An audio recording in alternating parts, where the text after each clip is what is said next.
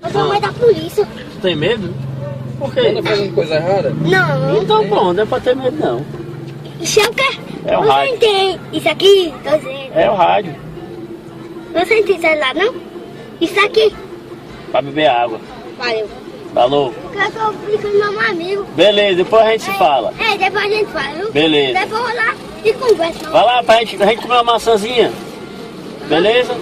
Valeu. Aí eu vou sozinho, porque eu vou mais um menino, aí tu já pega ele e aprende, né? Por quê? Ele fez alguma coisa errada? Fez. O que é que ele faz de errado?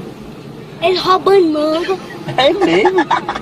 Não tem o pé que vocês passam ali, ele rouba. Ele rouba a manga dos outros, é? É mais de jeito. É, quando se ele aparecer lá, a gente vai conversar com ele. É Aí melhor ele ir lá não. se ele no bulico, se ele buliçando, aí você pode meter o piso, viu? Beleza. Quem tá mandando é eu. Beleza.